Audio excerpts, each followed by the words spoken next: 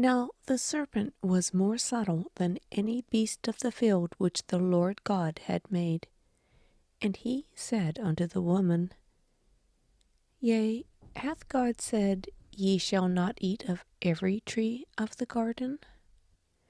And the woman said unto the serpent, We may eat of the fruit of the trees of the garden, but of the fruit of the tree which is in the midst of the garden, God hath said, Ye shall not eat of it, neither shall ye touch it, lest ye die. And the serpent said unto the woman, Ye shall not surely die. For God doth know that in the day ye eat thereof, then your eyes shall be opened, and ye shall be as gods, knowing good and evil. And when the woman saw that the tree was good for food, and that it was pleasant to the eyes, and a tree to be desired to make one wise, she took of the fruit thereof, and did eat, and gave also unto her husband, and he did eat. And the eyes of them both were opened, and they knew that they were naked. And they sewed fig leaves together, and made themselves aprons. And they heard the voice of the Lord God walking in the garden in the cool of the day. And Adam and his wife hid themselves from the presence of the Lord God amongst the trees of the garden. And the Lord God called unto Adam, and said unto him, Where art thou?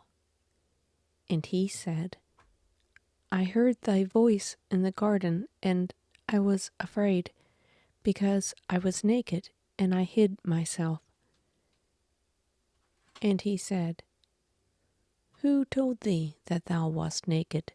Hast thou eaten of the tree whereof I commanded thee that thou shouldest not eat? And the man said, The woman whom thou gavest to be with me, she gave me of the tree, and I did eat. And the Lord God said unto the woman, What is this that thou hast done? And the woman said, The serpent beguiled me, and I did eat. And the Lord God said unto the serpent, Because thou hast done this, thou art cursed above all cattle, and above every beast of the field. Upon thy belly shalt thou go, and dust shalt thou eat all the days of thy life. And I will put enmity between thee and the woman, and between thy seed and her seed. It shall bruise thy head, and thou shalt bruise his heel. Unto the woman he said, I will greatly multiply thy sorrow and thy conception. In sorrow thou shalt bring forth children, and thy desire shall be to thy husband, and he shall rule over thee. And unto Adam he said, Because thou hast hearkened unto the voice of thy wife, and hast eaten of the tree of which I commanded thee, saying, Thou shalt not eat of it, cursed is the ground for thy sake. In sorrow shalt thou eat of it all the days of thy life. Thorns also and thistles shall it bring forth to thee, and thou shalt eat the herb of the field. In the sweat of thy face shalt thou eat bread, till thou return unto the ground, for out of it thou wast taken. For dust thou art, and unto dust shalt thou return. And Adam called his wife's name Eve, because she was the mother of all living.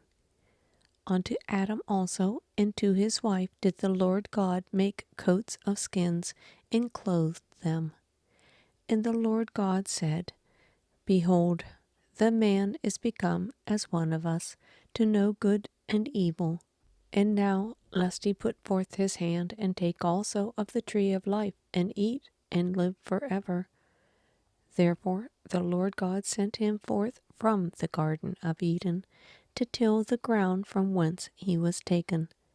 So he drove out the man, and he placed at the east of the garden of Eden cherubims, and a flaming sword which turned every way, to keep the way of the tree of life.